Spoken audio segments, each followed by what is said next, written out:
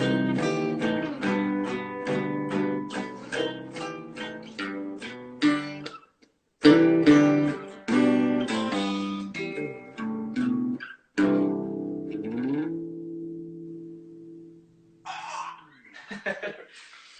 hello.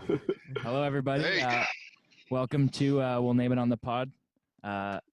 Episode 7, I guess. This is 7. Yeah, and today we have a very special episode because we have 7. a very old friend, a veteran of the Oshawa Whitby music scene, Elorm Agbeyaka, with us. And we've known him for a long time now. I remember.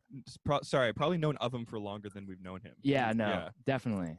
I think I was probably when intimidated by we really?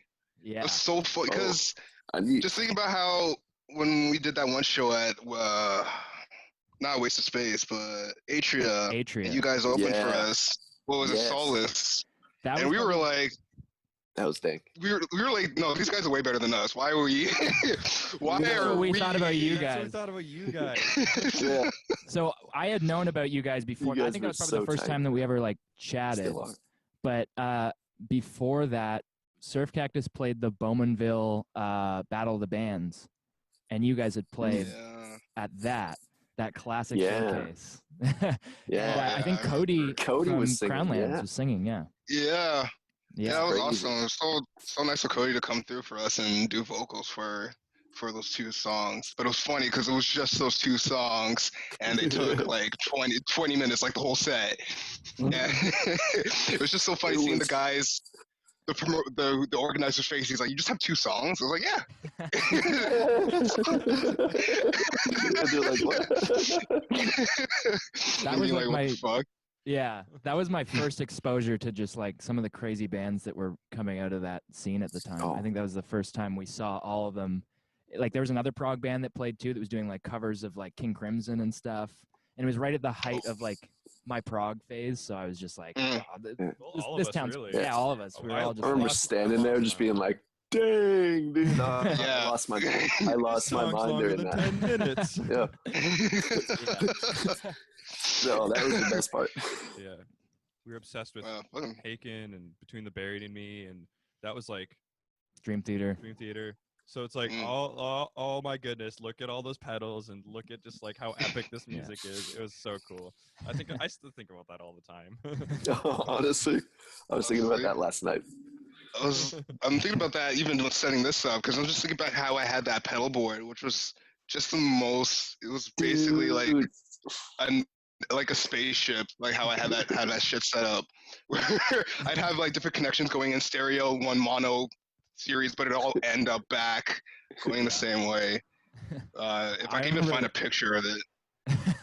I remember when you actually played in a band with Nate and I for a little bit called High Tea. Yeah. We never actually played a show together, but wait, what was the band called? It was called High Tea. Yeah, it was. I don't think we ever mentioned that. Yeah. We were very hesitant about telling you the names of our songs and stuff like that. They were bad names. They were just stupid names. They were all just dumb. Honestly, I would have been so down for it because I like the freedom that we had with making these and playing these songs. I think I even still remember how to play one of the tapping riffs I came up for. Sick. This is awesome. We're getting a full demo here. I love this. This is so cool. I still am. Up.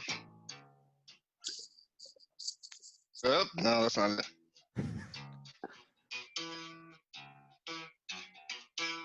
Shit, maybe I don't remember. But I might remember every now. Yeah, I don't remember my parts, so.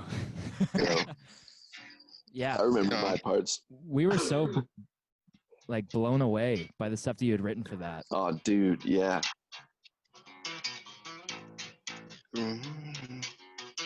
Oh, that is what it is.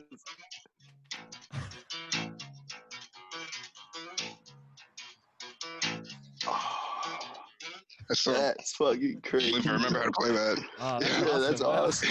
Let's get the band back together. Straight up. You know where to find me. I'm down. Yeah. But Really? I remember when we were doing that, I was always trying to encourage you to drag all your pedals down, but you were living far away, so you didn't want to bring them. But I was like, I think, because, when we started meeting up, I was working in the city at the time.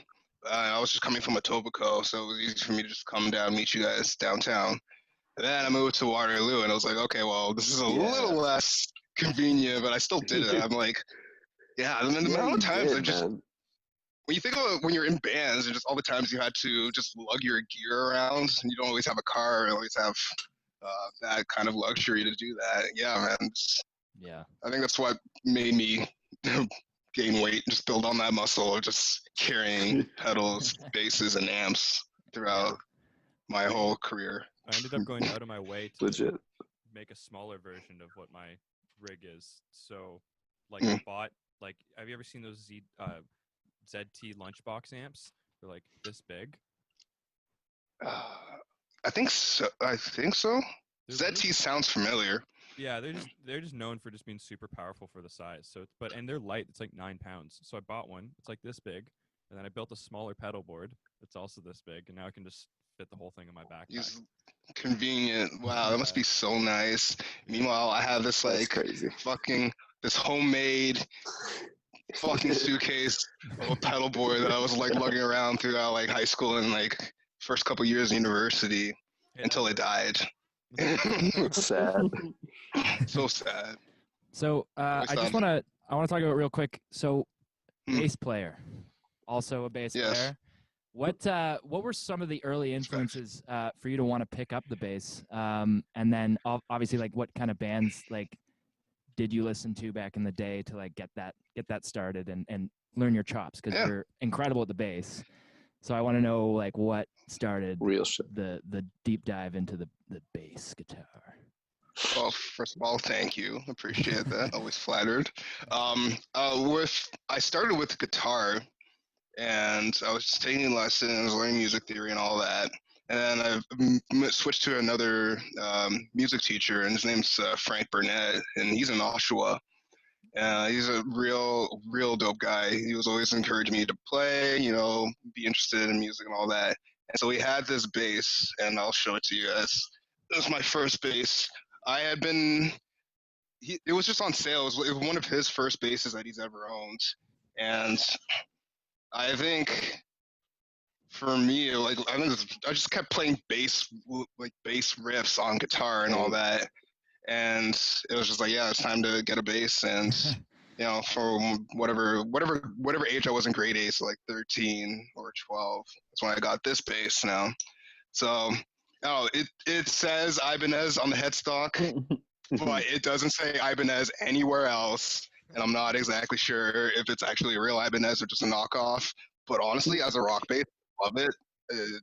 It's done I've beaten the shit out of this thing. And I actually I'm going to take out the pickups, switch them out, get new pickups in there and make it sound like nice. So in terms of influences, I started off with music. I think one of the first bands I ever obsessed with was Gorillaz. So I guess Murdoch Nichols, the fictional character from Gorillaz, would be an influence. But as I grew up, things like Flea from Red Hot Chili Peppers, Victor Wooten, Stanley Clarke, you'd have those basic stuff. And then when I got into Tool, and there was Justin Chancellor, and that's when I started getting into pedals too. I had a buddy who had this, Digitech Multi-Effects pedal that I borrowed for way longer than I should have. I should have given that back sooner, but that's what sparked all of this. Because then I got my own multi-effects, and then started playing, like realizing what other pedals I could get to complement that. And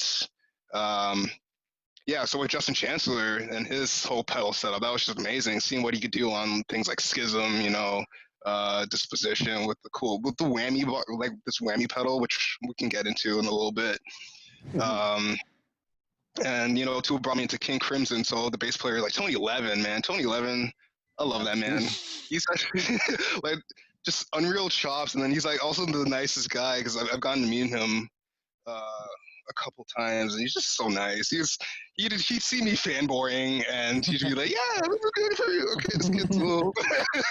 He played the stick, right? Like he played the stick Yeah, for a lot of that, the right? Yeah. the Chapman stick, and Chapman. that's what like got me into like two-hand tapping. Yeah. And eventually, so I think it was like first or second year of university, I got a 6-string. I don't have it here with me, but I got a 6-string actual Ibanez 6-string. So it looks a lot like this one, black and all that, but it's got it's actually got the 9V in it, more tone controls and stuff like that. Yeah.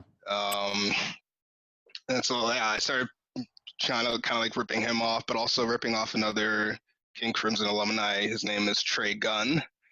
And I loved the tones that he would come out with on King Crimson records and his live performances. I never got to see him live with King Crimson, but watching YouTube videos, obviously hearing a certain tone he would use with a micro, not an envelope filter, but lo-fi pass filter kind of thing.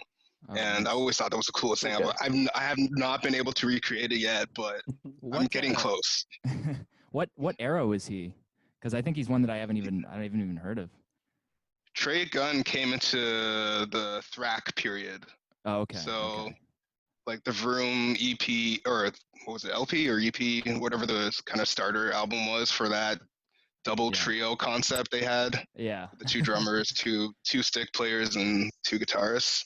And then he stayed on until I think he left after 2003. So he was there for the Construction of Light and The Power to Believe. That's when he took over basically for the main bass player for those two albums. Yeah. So I was ripping him off for a lot, and then it kind of like my influence is kind of stuck in there. With other music, I know I got into Mastodon hella hard at the end of I keep saying second year, third year, so I'm thinking 2013, 2014 was my second and third year. So 2015 and 16 is when I discovered Mastodon. I always thought Troy, sorry, I can't remember, Sanders. Troy Sanders is like the coolest guy. I want to be him, low key, just a little bit,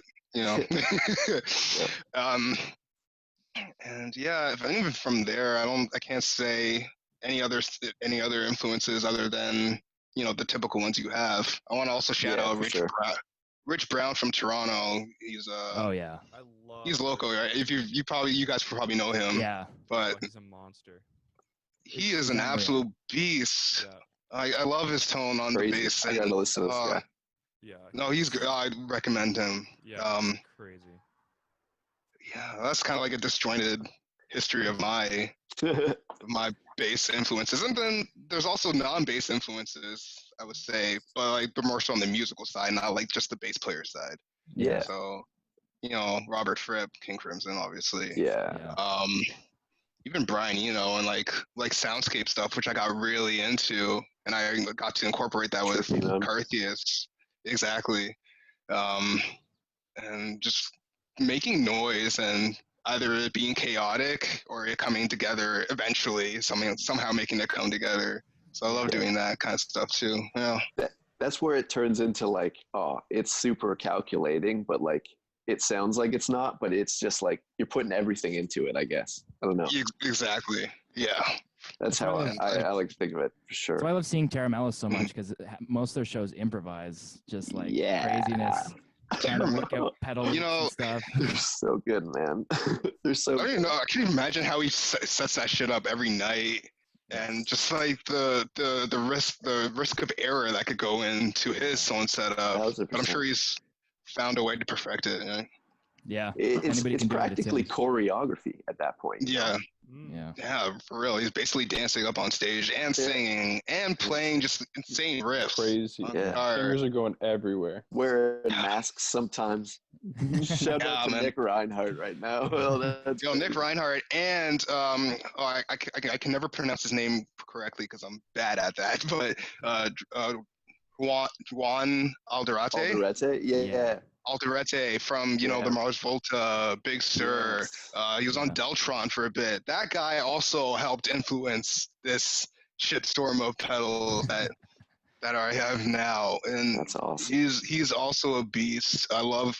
They have that website, Pedals and Effects. Yeah, Pedals and Effects for sure. Yeah. Right. For That's sure. definitely where I've gotten a lot of my pedal knowledge, and it's I don't because like I don't use pedals a lot as much anymore, but like I'm very nostalgic about that website and then just their videos of showing cool new videos of like Earthquaker stuff and those kind of those brands, right? Like Yeah. Keeley and stuff. Yeah. Nice. Around Yeah. and I feel like I could talk ever just on music pedals and influences, dude. Pedal, sure. yeah. I was like, oh man, these guys invited me on. Like, you've chosen death. I'm gonna talk you to death. That's what we're hoping for. Yo, in that case, I want to turn you on to this next subject to talk about. What I want to talk about, like, consider like maybe like a part 1, part 2 kind of question. I want to know about Carthius, like a little bit more of the history, and like just kind of where your head was at during that point, and then moving on to like Galanthus and like what happened there, and like what are you guys about now, and like tell me your story there too. Okay. So with Carthius, man, it started off. I think Deacon Barber and I were just playing after school in like the music room at high school that we went to. I can't even remember what year this would have been. It started 2009, 2010. And we were looking for a drummer at the time. We had a couple of drummers come in. Didn't work. It just didn't work out from what I remember, you know? Yeah. And then we were in touch with Matt, and then, you know, all three of us, we just decided to start jamming. And so we spent most of the time just jamming, which was like a good outlet to just jam out. And then eventually Matt was pushing for us to become a band and like actually do the band thing. And Deacon and I at the time were like, we just want to play music. It's not supposed to be. Sure. You don't want to be like that, but you know. Yeah. Eventually And then it became like that. Yeah, exactly. It's like, I wouldn't say he wore us down, but like, okay, yeah, sure, whatever. Let's do this. I was fun with it. Why not? And so the band was definitely his baby, and I was like, I'm down to help grow your baby. Like, and it was all of our babies at one point. So let me have your baby. Yeah, exactly. Sharing custody of this child. this thing that that exists. Yeah, man. So we started with that demo. Or not demo. I won't call it. I don't know what to call it. I'm gonna call it an album. It was I can't even remember what it was called. Time Wizard.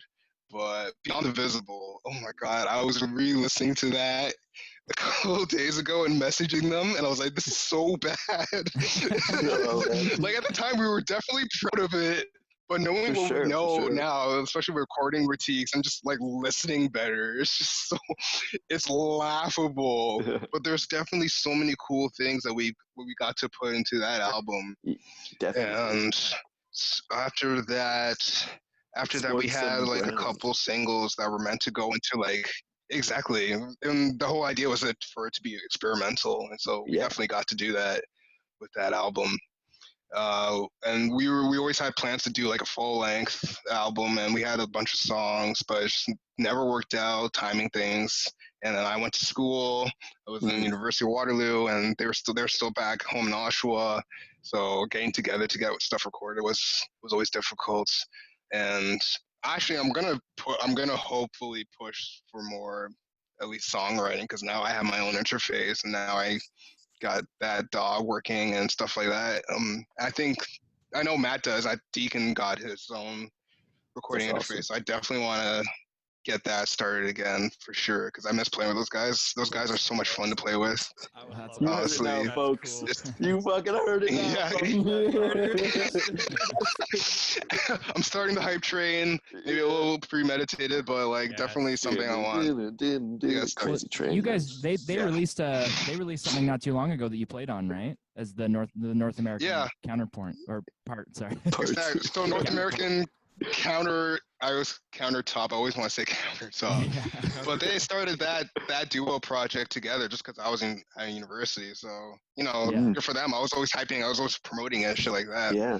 And then, after like once school ended and I got to go home more often and jam with them, that's when we recorded those live recordings. And a couple of those recordings we did vocals over for like a first time, our own vocals.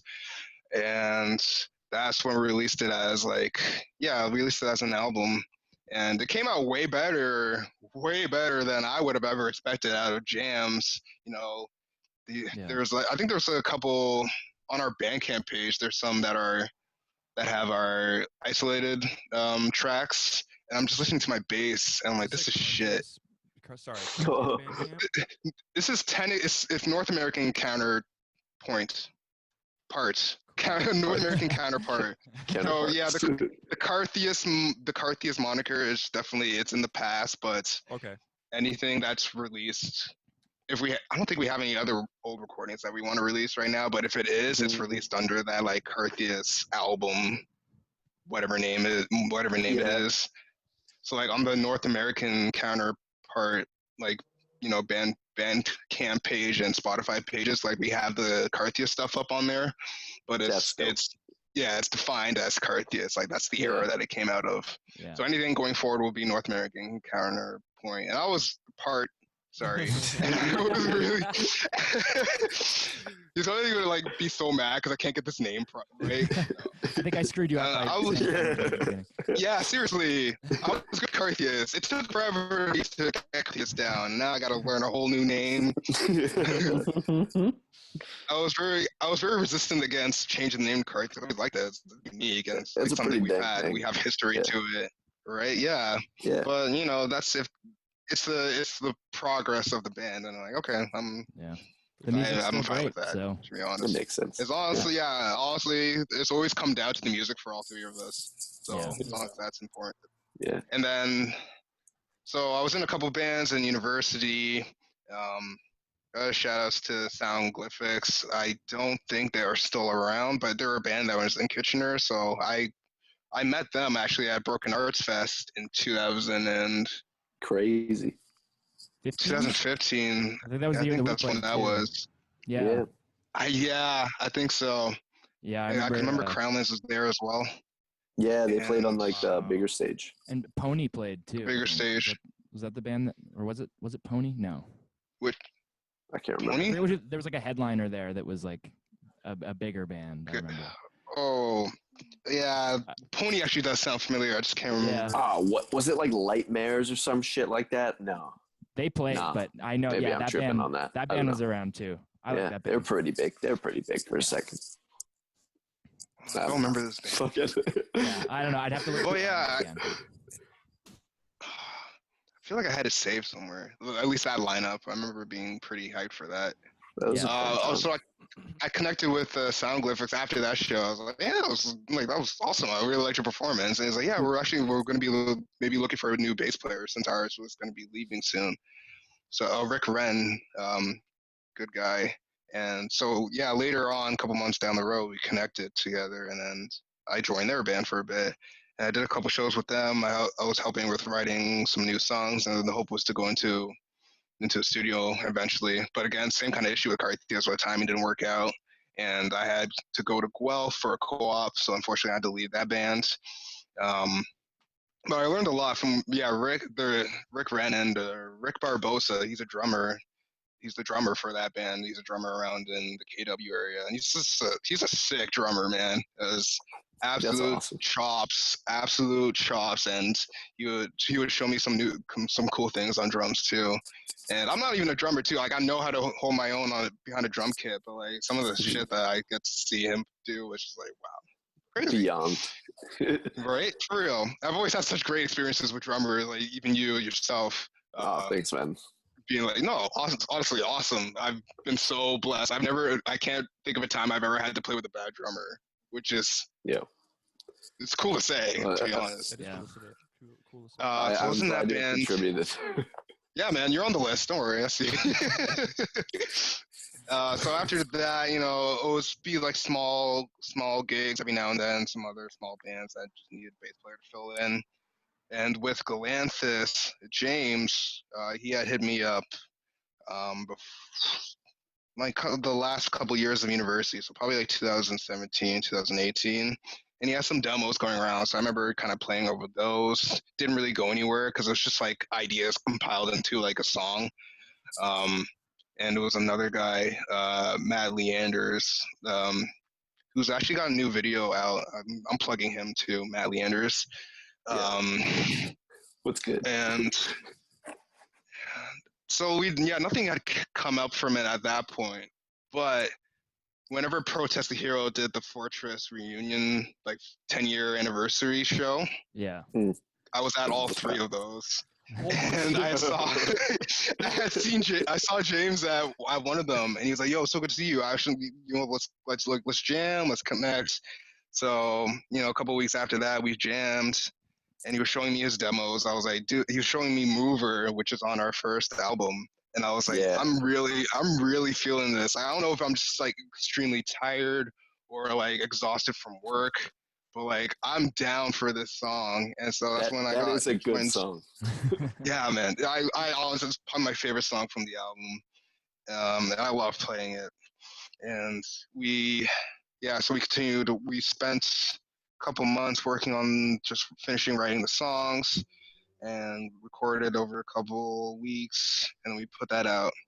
And the shift from the first album to the EP. Wait, is it EP or LP? Which one's like the demo I think version? Well, it says EP on Spotify, so I think. Yeah. Okay, so it's probably So it's the shorter one was the EP. The shifts of going less, technical and being as prog metal, and it was more about like having fun. Because of the first album, the recording process was definitely daunting. Especially for him, I know we wanted our parts to be as super tight as possible. And with this album, it wasn't about having a tight parts. It's more having fun sounding songs, right? And so knowing what we learned from the first album, the second album came out, which is definitely the better album, in our biased opinion. But we had way more fun doing this song or doing that album, and now low key we actually just yesterday finished another song, so we're going to record our separate parts and get that together. Awesome. So it's just going to be a Galanthus single, and hopefully it'll be out either next week or the week after that. I think that's just how we're going to do songs now. He's in Waterloo now, and we'll just do a couple singles. If we ever have that feeling of doing another album, like we'll explore that for sure. Yeah, for sure. I like that. Yeah, so that's how I got into Galanthus now, and it's pretty cool actually. It's cool how we're doing things, because I haven't been able to do things that way of doing it online, but also kind of like going over and just hearing out his demos. And that guy's a beast behind the controls, man. Yeah, he is a mastering just genius. So I could tell. Shouts out to he's so very well done. It is so well done. Crisp. It sounds like professionally done. The drums are programmed. I remember when we first started out, I was like, let's not say the drums are programmed because blah, blah, blah. But yeah, they are. And just because it's a duo right now, definitely we were trying to get a drummer. And we actually had one lined up for live shows for this summer.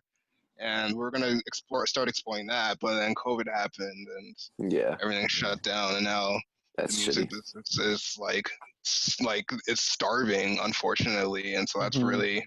We're having venues closed down all over the place, and that's really so shitty. many places, man. Yeah. It's like I really don't like that. It's sad to see everything that it's sad to say that you've played in so many places that no one can play in anymore. Yeah, and it's like I know. It's so sad. I hate that, and there's so many places I'm gonna miss going to if if they can't get the help that they need, right? Like not even just venues, but like bars and just like local places that need our support, right? Yeah, exactly. Definitely, like restaurants specifically too. Yeah, sure. It's definitely a tough time right now for all that, and Yeah. that's why it's good that we're keeping music alive online as much as we can here. For real, it's up to us to do that. Like, I'm not even just like us on this call, but like us, everyone who's a music appreciator or music lover. And that's all I've seen. All I've seen is that support from the guys and girls I see at shows on the regular, and they're doing the same thing by still buying albums and buying merch and things like that. So that's awesome to see. I'm loving that. I'm loving that type of support, really.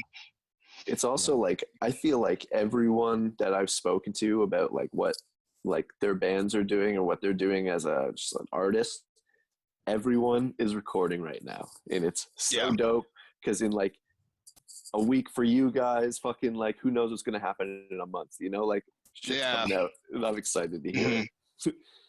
Yeah, man, I'm excited to hear it all too, and I'm excited to do more of it. I think because I'm still fortunate enough I work during the day, so I'm still able to work from home, and that's truly just, I'm so grateful for that.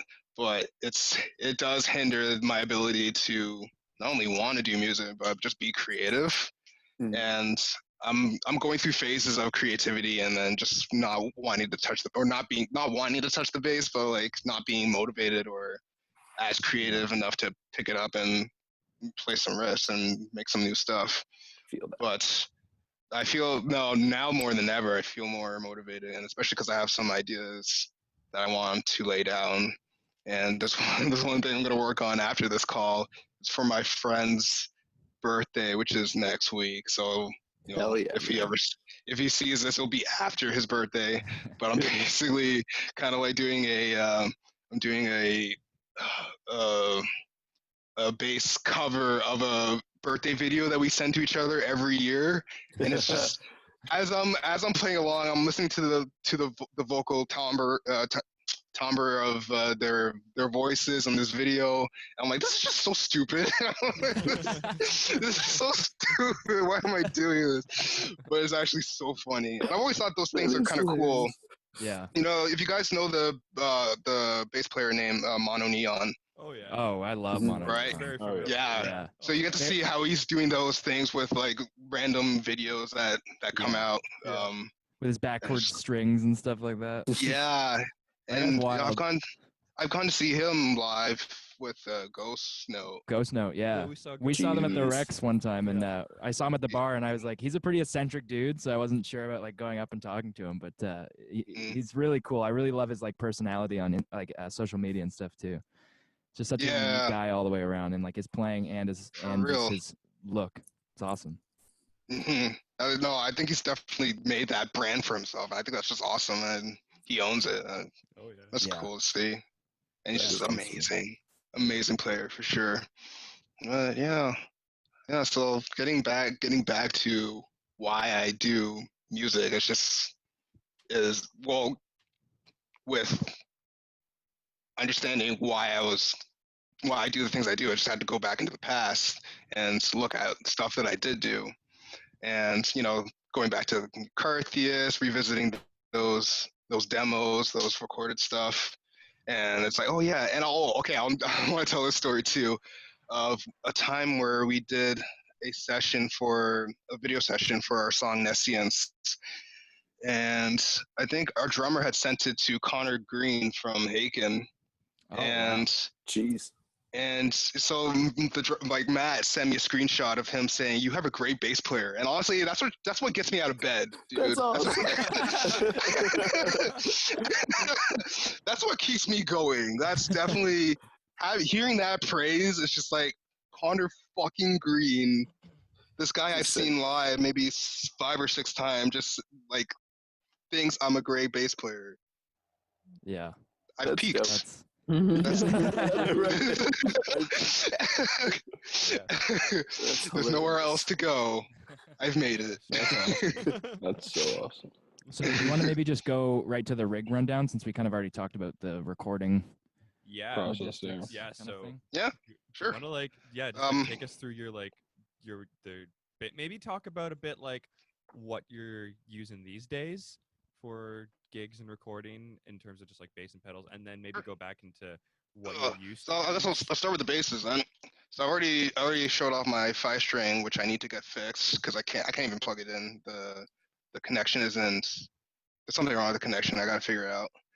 But so this one is the Bongo 5, um, special edition Neptune Blue. So like the neck is like a special burnt maple kind of neck. Um, I've lusted I lusted over this thing over a year. So I finally got it in like 2015, and it was like a whole paycheck, the whole like month's worth of paycheck, but it was definitely worth it because I actually love this bass so much. I love playing on it. I love how I can get both the aggressive grit that I need and also the softer, upright bass sounds I can get out of it. Um, it's two 9Vs in the back, and not much else to say. But I'm glad I can say I have a Music Man like bongo. Like this is fucking awesome. Watching like John Young play through his 6-string bongo, that was definitely a big motivator for getting this one. And then So sick. this fretless I got sometime last year. One lesson I want to say I've learned is not to get a bass without playing it first. And not to say this is not to say it's a bad bass. However, it's not doing everything that I wanted to do. So when I ordered it, it took actually because they didn't have them in stock. So on the Long McQuaid website, it always says like 30 days for it to ship and whatever. No, I didn't get it until like 5 months later, 4 months. Jeez. It took forever because they make it in Indonesia, and they're not going to ship it one at a time, so they have to ship a whole like whatever amounts, and then up to North America. So that's why it took so long. Wow. But this one, is neck through. I can't remember what the wood's called. I want to say brown maple, or at least the finish is brown maple, and it's like rosewood, or not rosewood. Is it called rosewood? Yeah. Do you guys know? I don't know.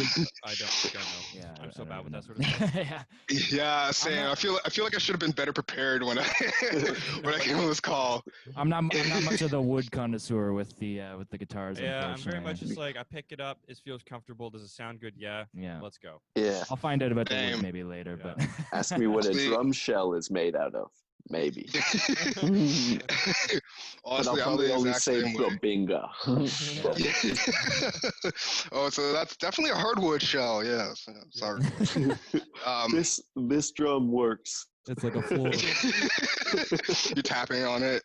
Yeah. The reason why it's not doing everything I want it is part of the reason why I got a fretless is because fretless metal, bands like Intronaut and Joe Lester. Yeah. Or Beyond Creation, and I can't remember his name, but it starts with Hugo. But the other bass player that started with that band was Forrest. I think his like nickname, so his middle name was Forrest. But those were the two main influences for getting a fretless. But unfortunately, I can't put round strings on this without it beating at the fretboard. So damn. My solution is to take it to someone to get the fretboard laminated so it's protected, and I'll probably do this instead. Is just get another fretless and that is laminated. If I can find one used on Kijiji or something. But that was a lesson. It's just to actually try the bass, and I had seen videos of it, and I knew it was going to have more of an upright sound, which I think is really cool. I really like that, and I'll play it a bit. Can you get like your Jocko tones out of it and stuff? Yeah, I was gonna ask. You really could. I really love the tonal capabilities of this thing. There's the two pickups. Yeah. So you got your typical mid, high, but your typical bass and your treble. But there's like, wait, this is the tone. These two there's like a split between the one pickup volume and then the balance and then this pickup.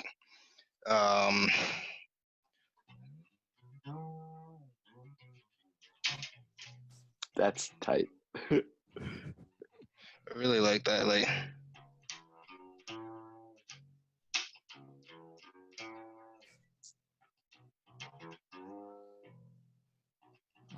sounds I amazing. dig it. Yeah, I really Yeah, love that's it. really awesome. Like the first thing I always do when I pick up a fretless is just a. Yeah, that's how you know. Like Yeah. when it just sounds good. Yeah, Even with my that's upright, I'm good just shit. like I do one of those every once in a while. Like, no matter how much I play it, I'm just like. And it's cool because I'm never. I didn't learn. I learned how to fret a bass, but I've never taken lessons. Like even I've never YouTubed how to play a fretless bass. So I'm really teaching myself on how to do it. Yeah. And even like bass in itself for me has been mostly a self-taught instrument. Like I had mentioned with Frank Burnett, he showed me some stuff around on bass, but everything else I've ever learned, it's pretty much been on my own and just like watching YouTube videos and listening to recordings and stuff like that. Yeah. So it was cool because I got this. It was a new challenge. It was something to play. It was something to inspire me to play again. And so you do your typical intronaut shit.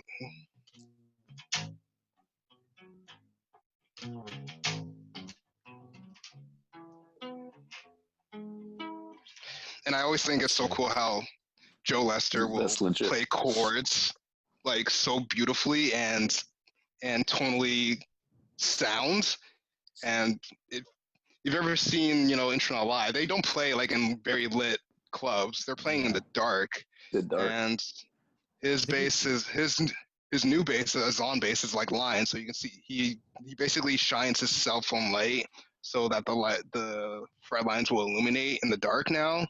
But from before, his other bass didn't do that, as far as I remember. Nice. Right. I think we saw them at Danforth with You Buried Me once. I remember seeing you guys. I think I saw you guys there. Either that or we were talking about it. Yeah. Because Earth's Yellow Sun opened for them, right? Yeah, dude. One of the we all cried, bro. I was in tears. I was like, literally cried. I remember that last song, that 5-parter. It's so good. Yeah, it's such a good song. Paul Wagner from Between the Buried Me played gent, bro. Yeah. Paul Wagner goes up and he's like, "How about that first band that filled in, man?" He goes, "Saxophones." And everybody just starts cheering. Man. It's awesome. I laughed so hard. Oh man, yeah, that was a good shit. So that's this bass here.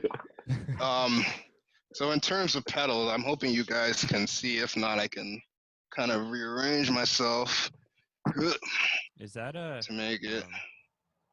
Is that an M9? A Line 6 M9? Is that what I'm looking at right now? It is. Yo, and I love DL4? this thing so much. The DL4 Classic. I guess I'll start with just the volume pedal here. And Dunlop, this thing's a fucking tank. I've put just so much abuse has gone into this pedal, but it still runs beautifully. I absolutely love it. That's awesome. Going into this prime distortion here. Now, this is typically for a guitar, but I think it sounds great. The low end holds well on bass. Oh, that's dirty. Oh, that's fucking chunky, bro. Right? Ah, dude. Absolutely.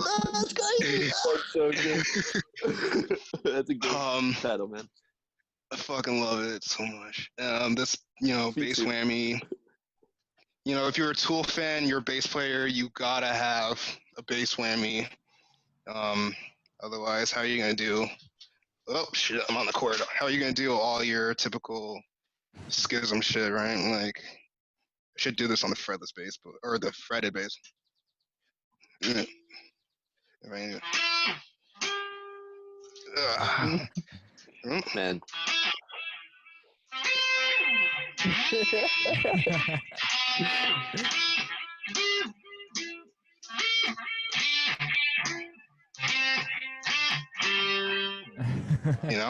That's that shit. Too dang. So cool. That's actually wonderful.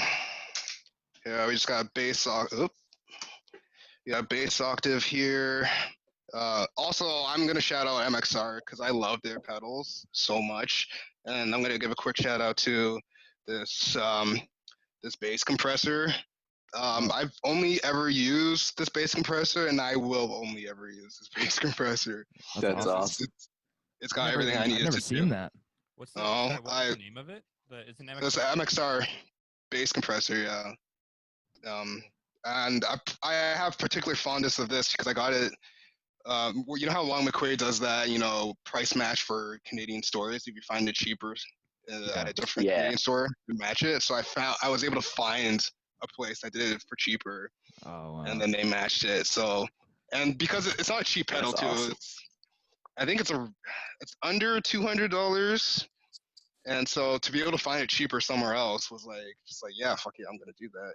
That's awesome. That's Yeah. awesome. So here I got this bass octave that I haven't touched in a long time, but how I typically have it is set to this sound.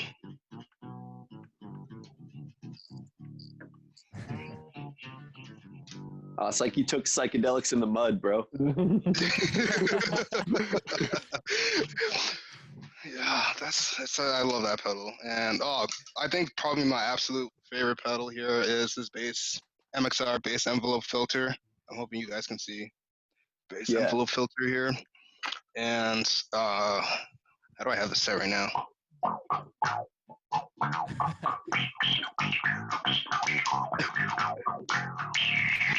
And I've always had and it goes that was so cool. That's the it goes really well with like the bass octaves.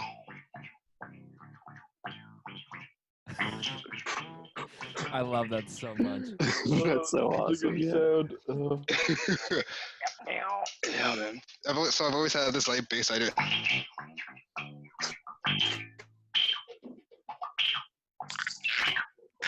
That's so lit.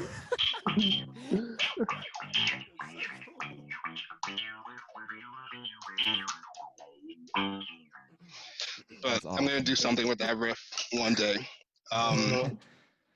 This next one over and over again. I'm just gonna have it on a loop, like. I would walk into any room with that playing on. That'd be awesome. This next pedal here, Loud Bun Electronics. What the fuck? WTF?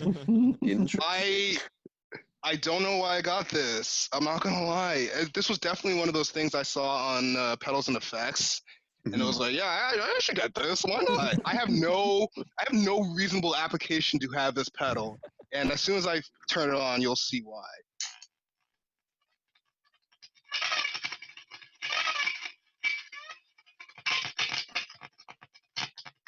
What the fuck?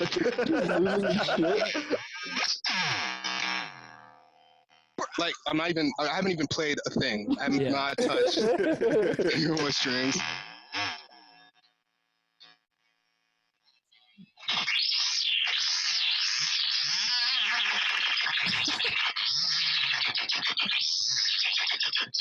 Yo, what's that pedal called, real quick?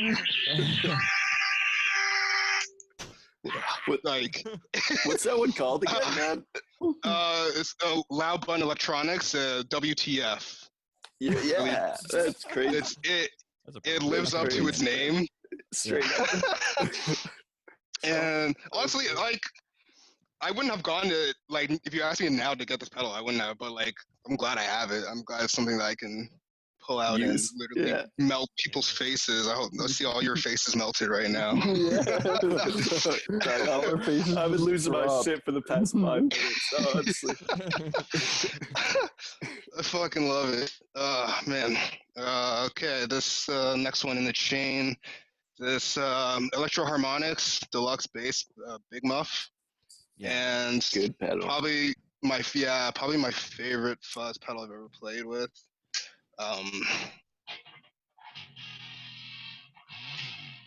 It's so like it broods, you know? Yeah.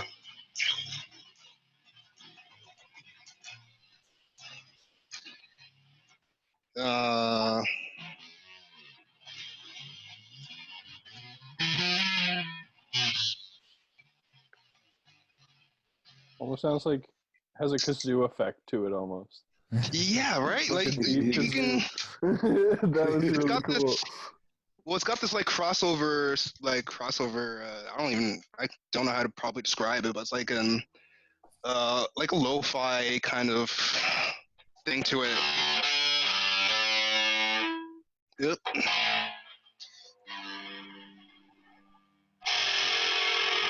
Wow. Where it Good goes from the loud deep fuzz to something that's a little more buzzy, a little more sawdust or buzzsaw kind of.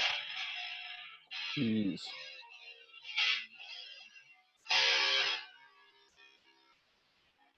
That's crazy. So Nice. I'm so down for that pedal. That's super dank. Yeah. Going to the next one, the M9. This Line 6.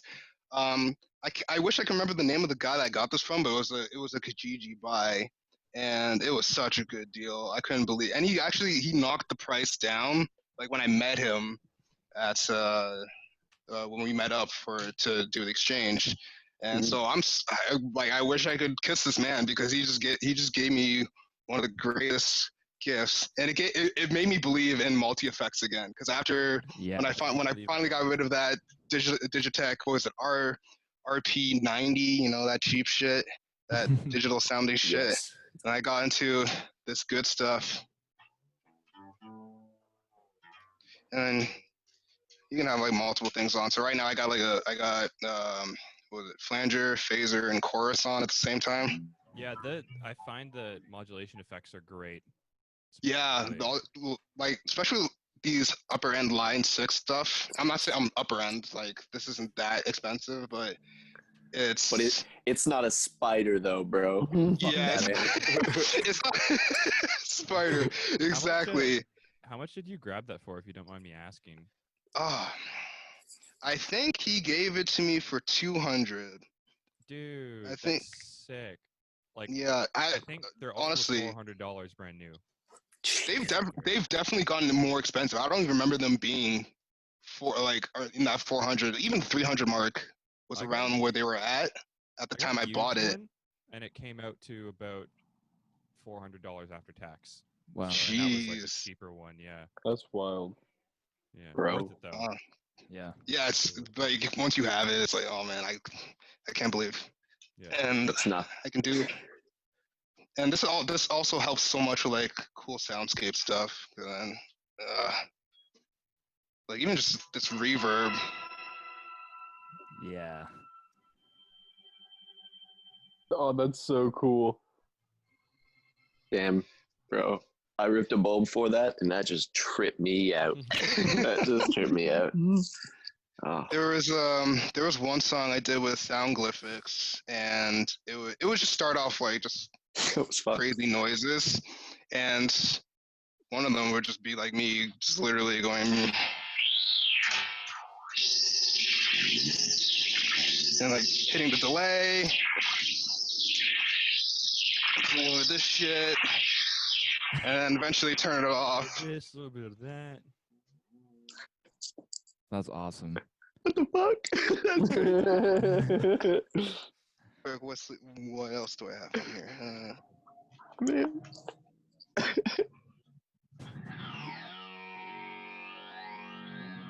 Yo, that's like future NASCAR. It's like future what? Future NASCAR. Future NASCAR.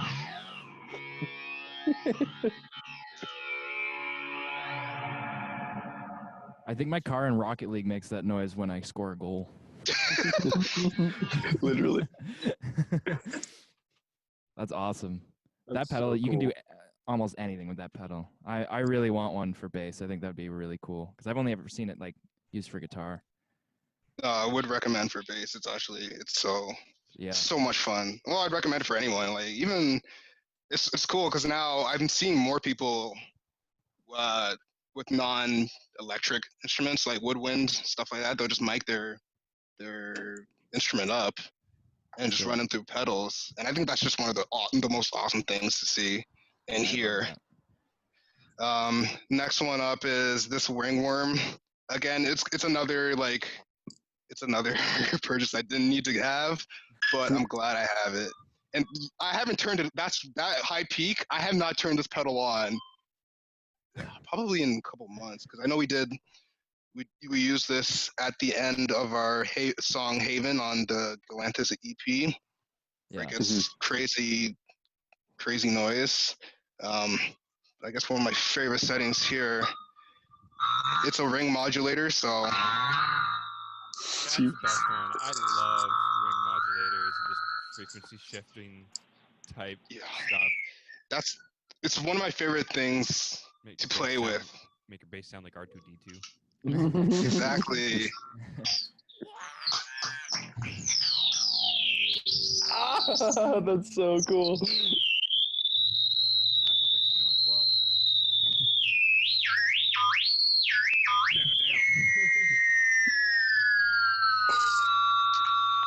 You are about to explode. You are about to explode. You are about to explode. What do they say at the end of 2112? You've assumed control. Yeah. Control of The pedals are in control now. And there's other stuff on here that would make me run away if I didn't know that was coming from the pedals. well, this is actually a new noise I haven't discovered, so No, he's good that we're getting this recorded. I got my interface plugged in, so I'm gonna actually record this. Weeks from now, you can go up on YouTube and transcribe what you're hearing.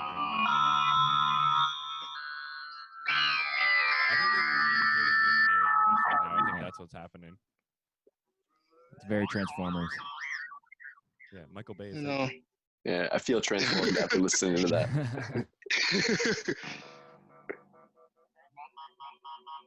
You got typical robot noises. I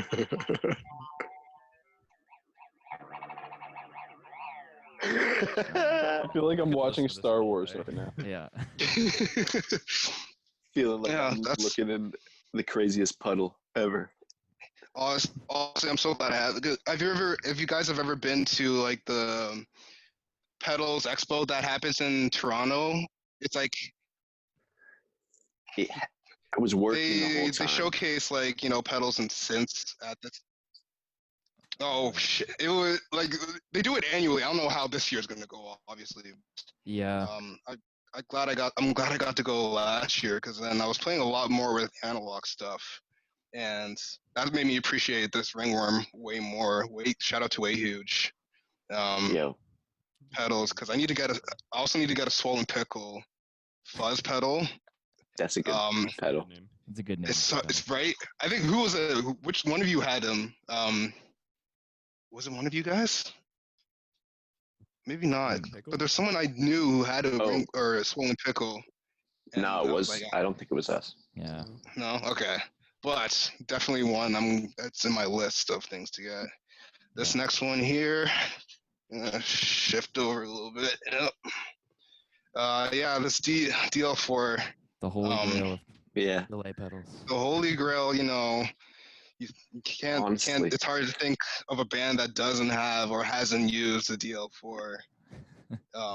It's true. Like ever at any point, and I've got the settings just pretty much still stock, and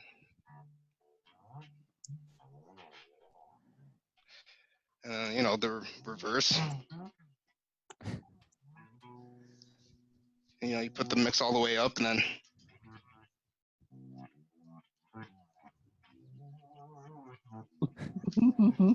Yeah. I've had that pedal for a long time, and first of all, it's broken on me twice, which sucks. But apparently, you have to get them modded so that doesn't happen. Because I'm always because I use the loop function, right, and I'm always reefing on the one.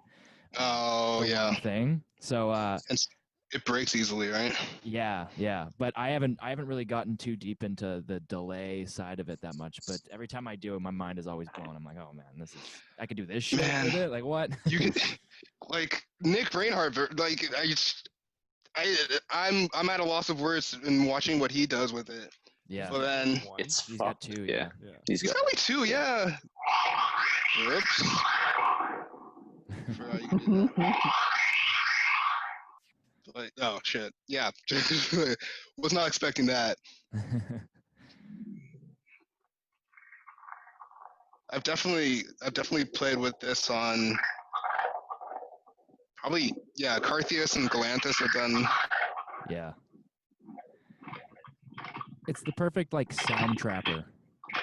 I love it because you can trap a sound in there and then make it rhythmic to whatever you're doing, and also manipulate using other pedals in like a loop. Exactly. It's And it's amazing. It's so good. It's so multi-purpose. It's so good. And this last pedal is just a basic boss loop. Not much of a backstory to it. But do I have any cool loops on here? Eventually. This one was one of the brewing ideas I had for the end of that Galantis song.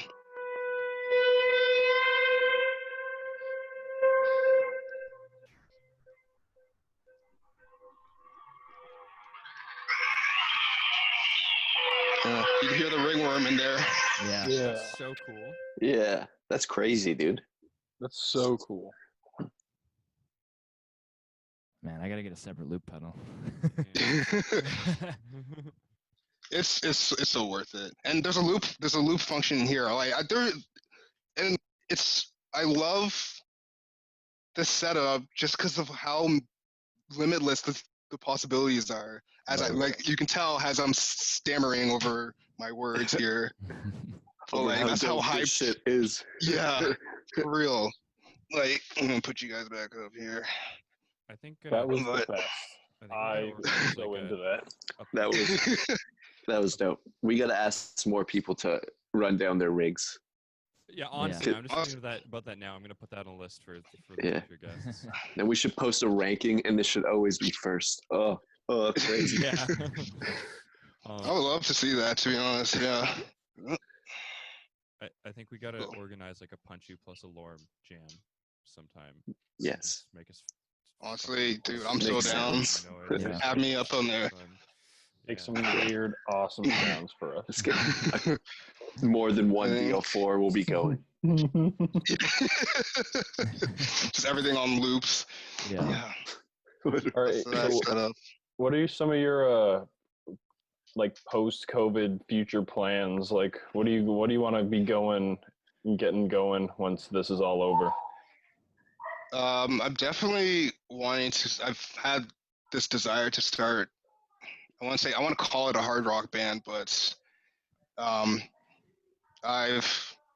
there's been a lot of aggression just not being taken out, and partly because I haven't been doing as much music stuff or I haven't been as motivated. But I want to fix up this 4-string, and I just want to wail on it. I just want to make music that I can just wail on this 4-string. So I'm hoping to connect with some guys that I know who probably aren't doing anything either, and maybe you can get some songs written and get that kind of going. I'm still gonna do stuff with Galantis. I'm gonna try and get stuff running with North American counterpart, and I'm gonna start doing more of my own kind of recordings, just ideas that I have, and this makes me want to do soundscape stuff again, just tinkering around with it. That's super exciting. Me as well. Yeah, definitely whistle. I'm gonna go home and my room, just making loops. Are we all about to just go to our rooms and play with our pedals? Well, we'll put the basketball game on 2 hours. Yeah, I'm gonna close my eyes and start turning knobs. How about you guys? I feel like I haven't asked you guys enough questions, even though technically you invited me to your show. I want to hear more from you. It's so good to hear from you guys. Honestly, I miss you guys. I'm missing your shows. I think one of the last shows I saw you was, what was that venue that's off Rivoli? of The Boat. No. Oh, definitely the boat. It was definitely the boat. The boat. And that's smelled like bleach in the boat.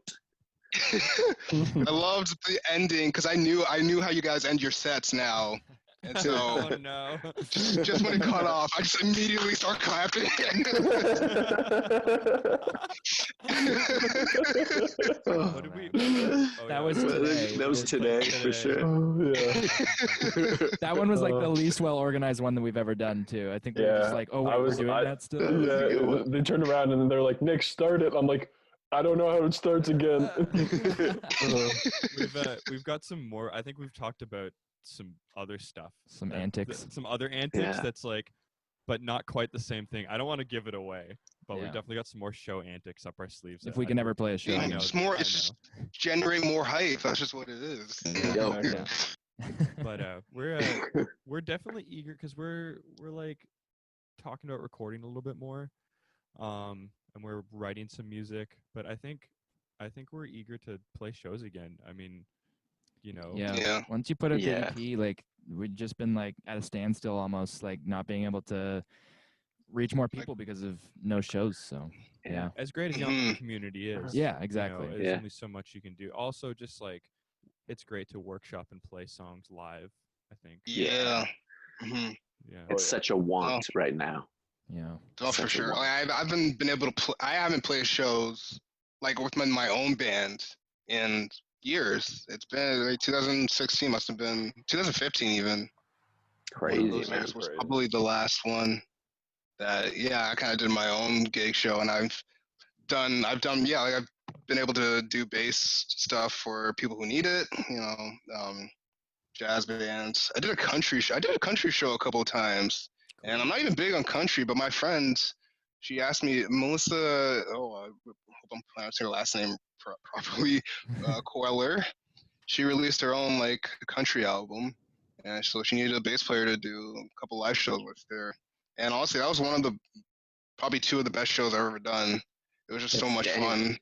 It was so much fun playing with the other guys that she recruited, and yeah, I did not expect that. I'm not. I don't listen to country.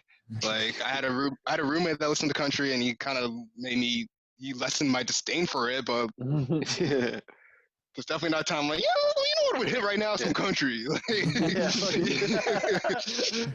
that's hilarious. A greater respect for it, but definitely not something I listen Not to a often, go-to. But it was, yeah, no, it's not. But it was such a good show, and yeah, I'm so eager to do more stuff with Galanthus. I'm hoping if the drummer that we spoke to, I'm gonna shout him out.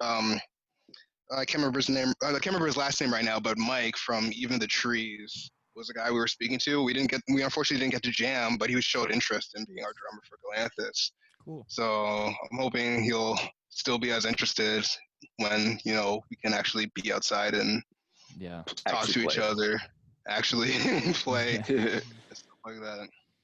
But no, I'm so eager to hear what you guys have coming out because I've been a fan.